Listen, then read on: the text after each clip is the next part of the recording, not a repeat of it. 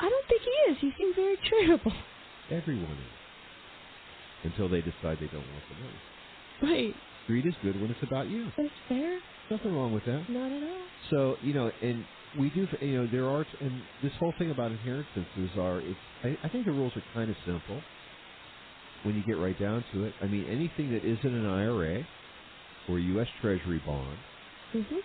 You get a step up in basis. Or an annuity. Is you get a step up to the fair market value based on the date of death without any capital gains tax. Everything else, IRAs or annuities, you basically have either a 5-year withdrawal. Right. With an IRA, you can have a required minimum distribution, which is a lifetime distribution. A 5-year or an all-at-once. Right. But I think it's just like the tax code, which is, both sides of the equation have to be equal, essentially.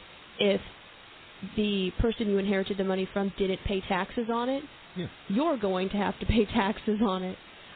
If the person already paid, so it was money outside of a qualified retirement account, excluding an annuity, then they pay taxes on the initial capital, so all you're going to pay is taxes on the gains after the step up to the fair market value. At the date of death. Exactly. Yes, that's good. So let's get on to our Rockstar folks of the week. Whew. Jesus, this is a good one. It took a while. It took a while to get here, but also I'm excited about this because this is really what happens in a coaching session.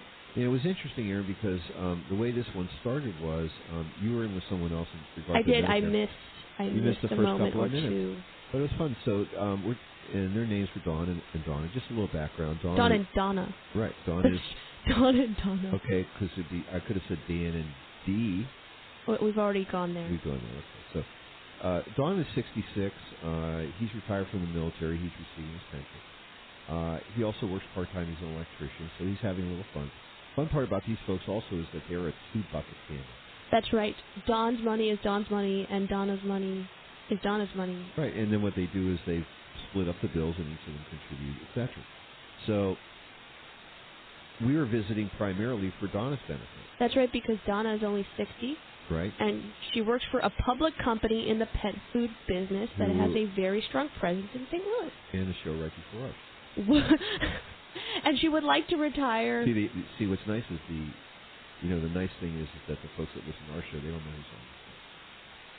It's a mystery. It's a mystery. Compliance won't catch on that. So but they'll catch on you saying that. Thank you. She'd like to retire within the next year. Yeah, and it was interesting because as they sat down with me, I said, how are you? And tell me a little about yourselves and how you think we can help you. I'm looking at Donna, and he explained he's doing his thing, I'm doing mine, and she said, I want to know if I can retire in a year. And I'm looking at her, and her face is really tense. I mean, she's nervous. She's really nervous, and I said, are you okay? And she goes, I'm just nervous. It's like going to the dentist. Right. I feel people feel that way from the start. Hopefully, once they a lot of times they do. I mean, some folks, even if they're confident, they're nervous because the thought of making this transition, especially in her case because she's 60, her husband isn't actively at work. She had to deal with not only the healthcare issues, right, but which we will get to, but also the question about retirement. So I asked her very simply. I said, "Well, how much is your net pay every 2 weeks?" And she told me, she said, over that month period, it was about $3,000 per month. The next thing we asked her was, how much are you saving? Not from your retirement plans, but actually out of that net paycheck. Right, so once the paycheck's deposited into your account, are you putting anything additional aside? And since we were really, at this point, only primarily interested in making sure that her cash flow, because she was... It's her bucket. Her bucket only. She told us that she was about $300 a month, so her net cash needs were about $2,700 a month. Right. But that really isn't. No, because we have to gross that back up for taxes. Federal and state taxes. Exactly. So really the monthly income goal we're looking to achieve here is $3,375 a month. Yes, and we determined that based on her current earnings, her Social Security benefits at age 62, if she decided to take it at that point in time, which she was kind of leaning to, yes, was $2,000 per month, so that her shortage was about $1,375 or about $16,500 per year. That's right. So if we use a prudent rate of withdrawal, which is 4%, So right. that way we're making the effort to not deplete capital over a long period of time. I mean, that's what our goal is, and we kind of think of that as the milk money, the capital, right? Exactly. Needed to support that milk. So we would need $412,000 in order to support $16,500 a year. Right. What was fun for these folks was that she has to have a 401k today, about $320,000. We also know that she's going to have another year's worth of contributions, and if things work out well, hopefully another year of growth, yes. capital. She also had a pension plan, which was going to allow her to either annuitize, take the pension, or of about $1,300 a month, or take the lump sum, which was approximately $230,000. Exactly. So between the two of those, her total capital sources, and again, these folks, she didn't have a lot of savings. She didn't have any other supplemental investments per se, was about $550,000. What? Woohoo! That's great news. It's Rockstars, right? That is absolute rock star status. And you know what's really cool about it is that if we take that $550,000 of capital based on the $16,000 she needs, that's approximately 3%. If 4% is our prudent withdrawal rate, we're well within. That's right. We're inside of, and you might call that the safety zone, but that really wasn't all of it, was it? No, that wasn't, because really we can make it better. Right.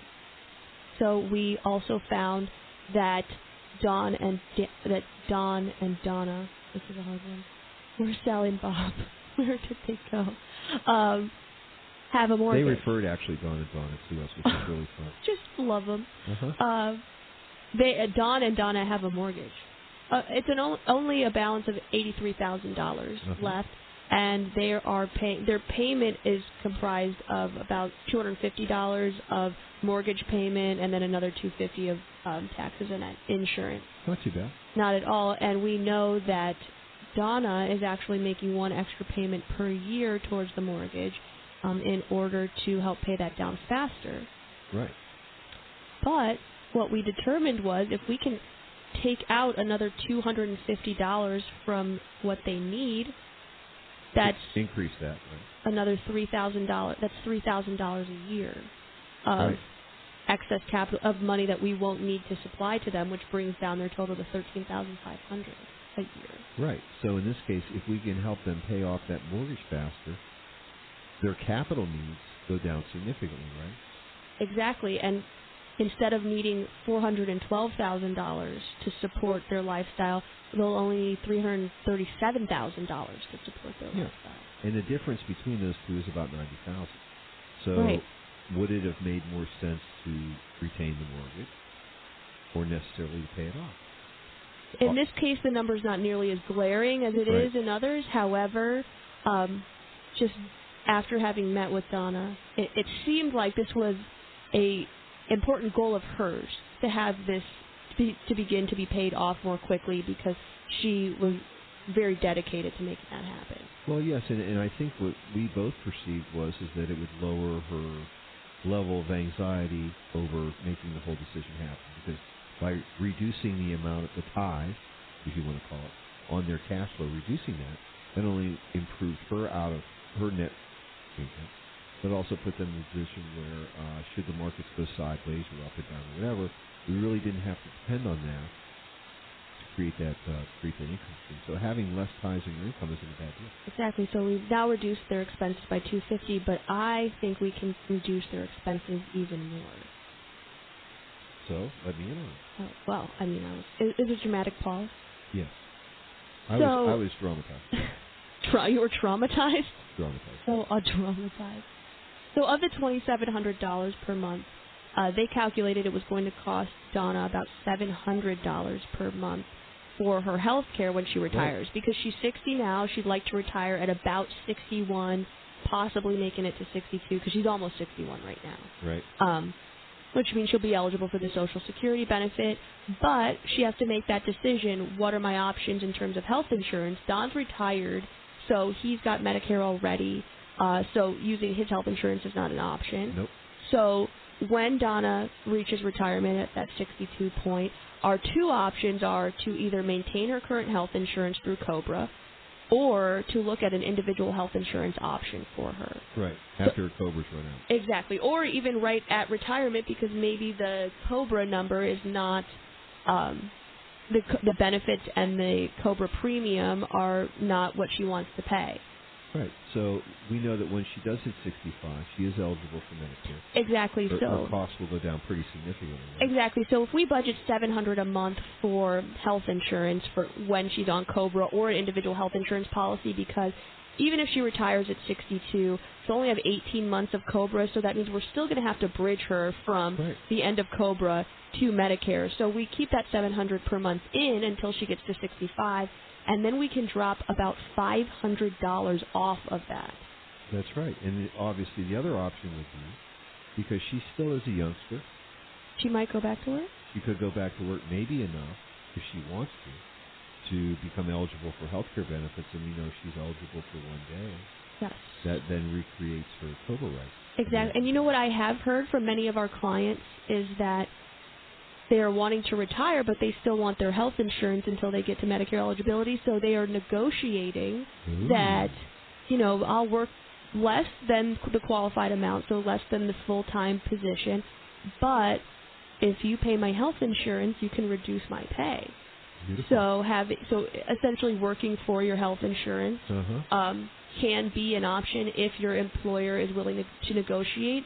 And we've heard from a lot of our clients that as younger people are coming in, there really are the trainers and the institutional wisdom behind a lot of their companies, so a lot of employers are jumping at the opportunity to keep people that are willing to stay. There you go. Well, it looks like we do have a couple callers online. We'll get back to our friends Donna and Donna in a moment. Dave, good morning. Welcome to the show. What's your question today? I was